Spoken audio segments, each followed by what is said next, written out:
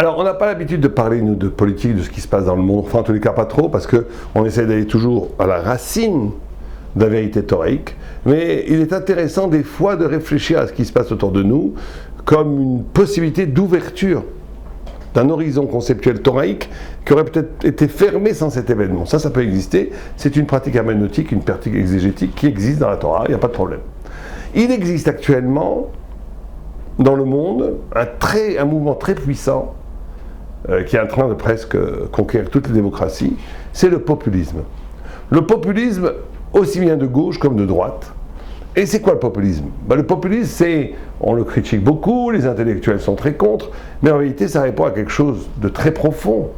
C'est que depuis la Révolution française, et même avant, on a remplacé la réalité, on a nié plutôt, la vérité, la réalité de la passion, de l'appartenance identitaire, de l'existence liée à un terroir, à une réalité, à un peuple, pour gouverner les peuples à partir d'idées générales, indifférenciées, que ce soit en Allemagne, en Belgique, en Italie, en Espagne, et quelque part le peuple ne s'y retrouve pas.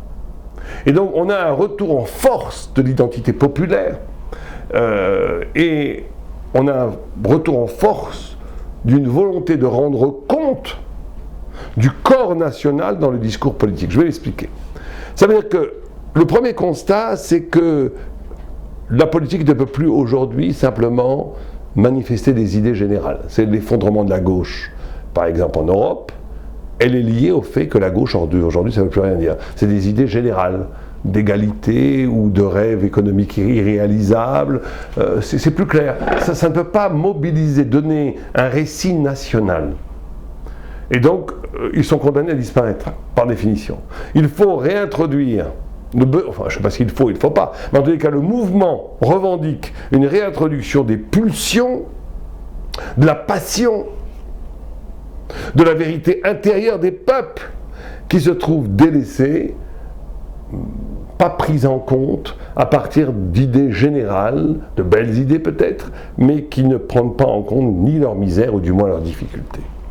Alors ce qui est intéressant pour nous, c'est qu'il y a deux grands mouvements populistes. Un qui est de droite, qu'on connaît bien, et un qui est de gauche, qu'on connaît moins bien, mais qui est peut-être plus important. Vous avez celui de droite, tout le monde connaît Trump. Trump, c'est un populiste de droite, sympathique pour les juifs, mais un populiste de droite, on va voir de quoi il se nourrit. Orban en Hongrie, Erdogan en Turquie, etc., etc., Le Pen en France. Et vous avez bien sûr aussi un populiste de gauche, que ce soit Morales en Bolivie, Lula au Brésil, Chavez au Venezuela, et Mélenchon à Paris, en France. Alors c'est quoi leur point commun ? Leur point commun, c'est très simple. C'est des points communs, c'est l'anti-establishment. C'est-à-dire qu'on se méfie, on soupçonne tous les établissements, le pouvoir, la presse, le politique, d'être des escrocs. Anti-presse, qui sont fake news, qui distillent des mensonges. Une haine viscérale de la finance, qui est considérée comme des meneurs, des manipulateurs qui amènent la misère et qui profitent, qui sucent le sang de la nation.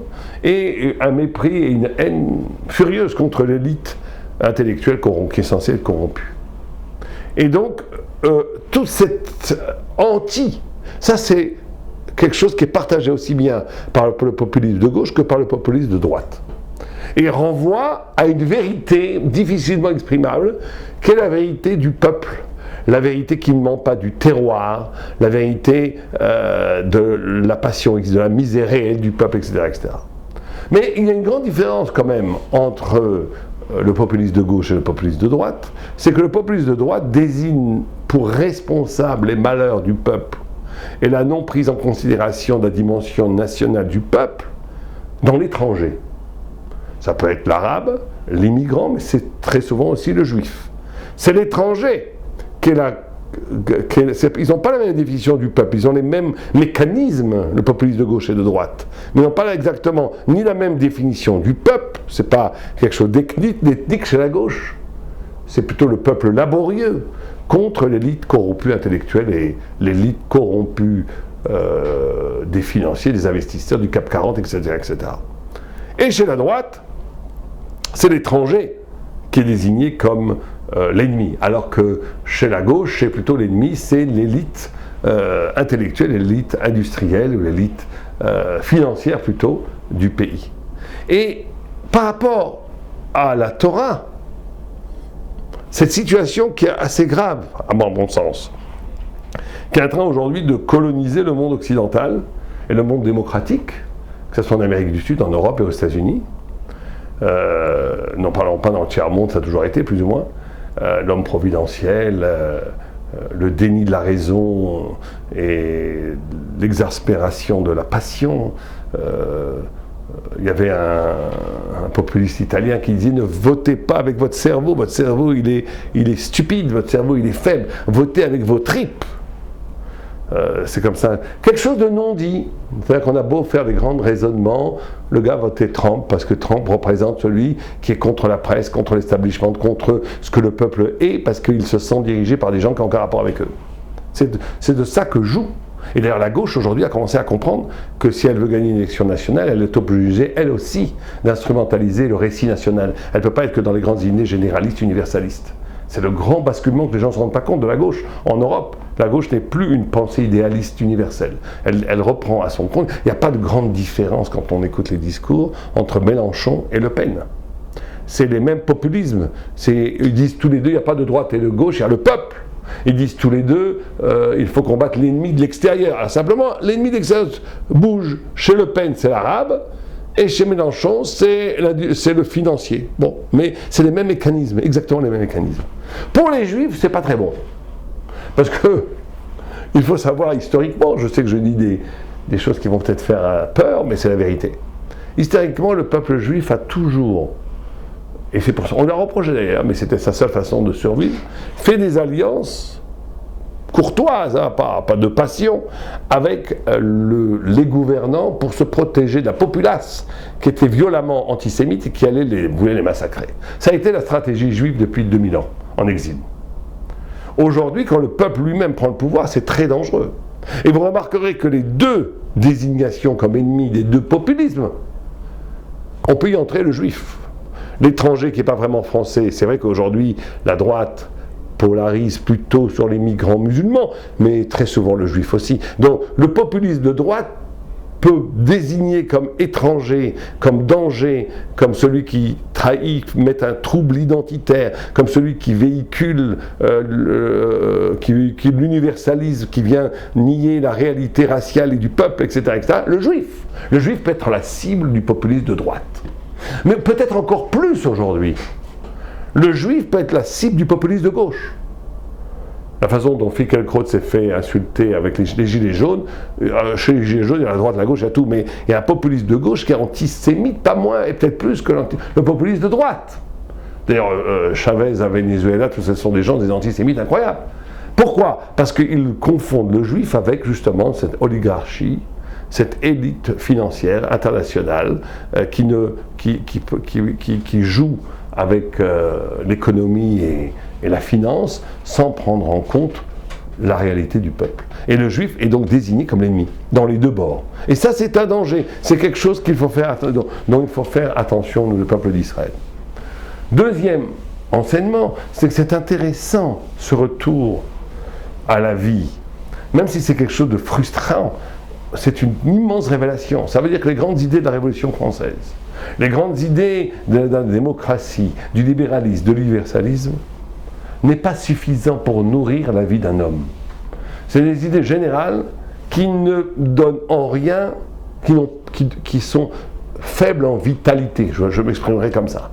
Ce sont des idées générales qui peuvent être vraies, qui ont très souvent une origine biblique, thoraïque donc, mais qui ne sont pas en prise avec la pulsion vitale, avec l'énergie existentielle. Et ça, c'est fondamental parce que c'est la bonne nouvelle de la Torah. La Torah a réussi, parce que c'est une révélation divine, parce qu'il n'y a pas d'autre explication logique, la Torah a réussi à concilier une extrême abstraction intellectuelle. Celui qui a étudié la Gemara le sait, celui qui a étudié comme il faut la Gemara le sait, celui qui a étudié la Kabbalah le sait encore plus, celui qui a étudié le Maharal de Prague le sait encore plus. C'est-à-dire qu'il y a un niveau d'intellectualisme, d'universalisme, de concepts tellement profonds, une joie d'étude extraordinaire, mais qui est qui ne subit jamais le contre-coup de l'abstraction. C'est ça qui est extraordinaire. Parce que cette étude est liée à une passion qui est liée à l'existence et à la vie, qui est couronnée, collaborée, liée à la praxis, à la pratique quotidienne des mitzvot. Et donc quand on dit qu'on ne peut pas comprendre le texte si on n'étudie pas, si on ne pratique pas, et on ne peut pas vraiment bien pratiquer si on n'étudie pas, c'est pas juste du moussard. C'est une dialectique réelle qui est le cœur même du génie du judaïsme. Le génie du judaïsme, c'est qu'une pensée, si elle est vraie, elle t'oblige à vivre selon cette pensée. Ça veut dire quoi qu'elle t'oblige à le vivre? Ça veut dire qu'elle t'ouvre en toi des champs existentiels qui n'existeraient pas sans la pensée. Et en pratiquant, en faisant la Torah, on rentre dans le monde de la vie, de la réalité, de la passion, de l'exaltation, qui elle-même donne un caractère infiniment plus puissant à la pensée. Et ça, c'est le cadeau de la Torah. Le cadeau de la Torah donne la vie heureuse parce qu'elle permet une dialectique infinie entre l'intellect et la passion, entre la vérité et la vie, entre la profondeur de la compréhension constante que l'homme a dans la pratique de l'étude et la douceur, la joie à la vie de moments de vérité que sont le Shabbat, que sont la Tfila, que sont la prière, que sont toutes le Souka, Pessah, toutes ces rencontres familiales. C'est la vie. C'est la vie, ce n'est pas une pure abstraction, c'est la vie. Et ce mélange des deux, c'est ce qui manque, j'ose le dire, ce qui manque aux civilisations, aux nations, qui sont toujours dans une sorte de tiraillement entre une certaine quête de vérité universelle, qui est légitime, mais qui produit immanquablement une frustration, un manque par rapport à l'écho de vérité existentielle que représente la passion spécifique de leur peuple. Et la passion est toujours une négation de la raison. Et donc on est dans une aporie, une contradiction qui n'est pas résolue. La Torah, et c'est ça l'élection d'Israël, c'est ça l'enseignement cardinal d'Israël, la résout par Naaseh Venishma, par ce lien fondamental entre le faire et la pensée et le faire. Aleva Elenu, vers Mevin Yavin.